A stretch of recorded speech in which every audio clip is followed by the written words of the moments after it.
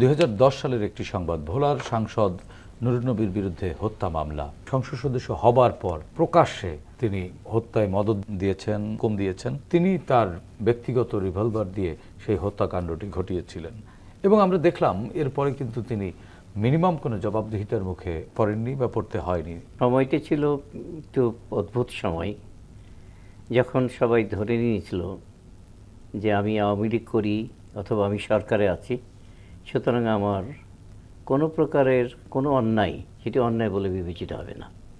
যদি আমার সর্বোচ্চ পর্যায়ের ব্যক্তিদের সঙ্গে মোটামুটি একটা দহরম মহরম থাকে অথবা একটা ভালো সখ্য থাকে, তাহলে আমি সব কিছু থেকে ঊর্ধ্বে থাকব। এটি যখন কোনো একটা সরকারের কোনো ব্যক্তি বিশ্বাস করতে শুরু করেন, অথবা এটি যদি বাস্তবতায় তার এইরকমটাই প্রতীয়মান হয়, তাহলে যেটা দাঁড়াবে সেটা হচ্ছে যে তিনি ধরাকে সরা জ্ঞান করবেন এবং কাউকেই তিনি পরোয়া করবেন না। তখন তার মনে হবে যে এটা তিনি একটা বীরত্বের কাজ করলেন, এর জন্য হয়তো তিনি পুরস্কারও পেতে পারেন। আমরা পুরস্কার পেতেও দেখেছি, পুরস্কার পেতেও আমরা দেখেছি। এবং আমরা তো এরকম ঘটনা শুধু ওইটি না, পরে আরও তো দেখেছি আমরা, যেমন করে দেখেছি ওসি প্রদীপকে, যে অনায়াসেই একজন মেজরকে, অবসরপ্রাপ্ত মেজরকে হত্যা করেছে।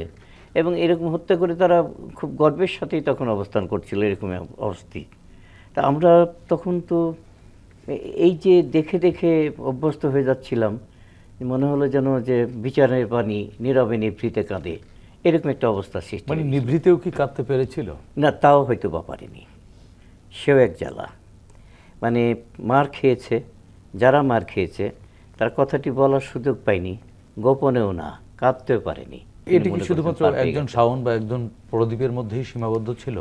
না না, সর্বত্র সব কথা আসেনি। পত্রিকাওয়ালারাও লিখতে পারতো না, অনেক জায়গায় এটি প্রকাশ করাটা খুব কঠিন ছিল। আপনিও তো একজন অধ্যাপক ছিলেন একটি পাবলিক ইউনিভার্সিটির, আপনাদের অভিজ্ঞতাও তো একেবারে সুখকর বলা যাবে। সুখকর ছিল না, সুখকর ছিল না। যারা তখন ছাত্র দল করতো বা অন্য কোনো দল করত ছাত্রদের মধ্যে, তাদের আর মেসে মানে ছাত্রাবাসে অবস্থান করা সম্ভব হলো না, তারা বাইরে চলে গেল। অনেকেই থাকতেই পারলো না, ইউনিভার্সিটিতে পড়তেই পারলো না। মানে একজন শিক্ষক হিসেবে তো মনে করেন বাবার মতোই সেই সন্তানদের অসহায়ত্ব দেখেছেন। এই অসহায়ত্ব দেখে অনেকের প্রাণ কেটেছে, কিন্তু কিছু বলার ছিল না। কারণ হচ্ছে যে তাদের আবার তাকে যে আমি নিয়ে আসবো, তাকে বাঁচিয়ে রাখার মতো এই রকমের কোনো প্রকারের গ্যারান্টিও দিতে পারছি না, তাকে সেইভাবে আগলেও রাখতে পারছি না। ফলে তখন আমাদের চোখের জলে বিদায় দিতে হয়েছে। অনেককে চলে গেছে, তারা হয় বিদেশে চলে গেছে, নাহলে লেখাপড়া ছেড়ে দিয়েছে, ব্যবসা করেছে, ড্রপ আউট হয়ে গেছে। জি। তো ফলে এই যে ঝরে যাওয়ার একটা ব্যাপার, তারাও তো দেশকে কিছু দিতে পারতো, কিন্তু দেওয়ার মতো সুযোগ পেল না। তারা এভাবে হারিয়ে গেছে অনেক কিছু। শিক্ষক হিসেবে, অভিভাবক হিসেবে কখনো কি ভাবিয়েছে, আপনাদেরকে কাঁদিয়েছে? অনেক সময় কাঁদিয়েছে। শুধু কাঁদিয়েছে তাই না, আমরা দিনের পর দিন এটা নিয়ে একরকমের আচ্ছন্ন হয়ে পড়ে থাকতাম। মনে হতো যে আমরা বেশি শোক পেয়ে পাথর হয়ে গেছি। এই রকমের অনেককেই চলে যেতে দেখেছি, অনেক ছাত্রকে। আরেকটা কথা, সেটা হচ্ছে যে কোনো কথা নেই, বার্তা নেই। একটা ভালো ছাত্র লেখাপড়া করে ক্লাস করে বাইরে বেরোলো, অকস্মাৎ দেখা গেল কয়েকজন হই হই দই দই করে তাকে ধরে লাগলো মারতে, এবং অনেকের তো জীবনই চলে গেল। শিক্ষকতার জীবন কি স্বাচ্ছন্দ্যের ছিল? না, তা ছিল না। ধরুন একটা উদাহরণ দিই। 2008 সালে আমি অধ্যাপক হলাম। অধ্যাপক হওয়ার পরে এই 24 সাল পর্যন্ত প্রায় 16-17 বছর কেটে গেল।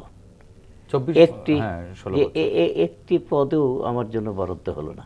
এবং জীবনের শেষ প্রান্তে আমার জন্য একটি পদও, একটা প্রভোস্ট পদ, একটা প্রক্টর পদ, অথবা সেই যোগ্যতা কি আপনার ছিল? ছিল, কিন্তু যেহেতু আমি ওই একটি কাজ করতে পারিনি, পদলেহন করতে পারিনি, অথবা ওইভাবে।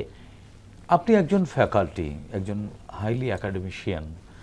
একটি গণতান্ত্রিক রাষ্ট্র কোন অবস্থানে গেলে আপনাদের মতো মানুষদের এই অসহায় উক্তিগুলো বেরোয়? এটা অসহায়ত্বই। তবে আমরা মেনে নিয়েছি এই কারণে যে একটা দেশের কিছু সময় যায়, রাষ্ট্রের কিছু সময় যায়, যে সময়গুলোতে বিচারের বাণী নীরবে নিভৃতে কাঁদবে, এবং সে সময়ে আমাদেরকে মুখ হয়ে বোবা হয়ে থাকতে হবে।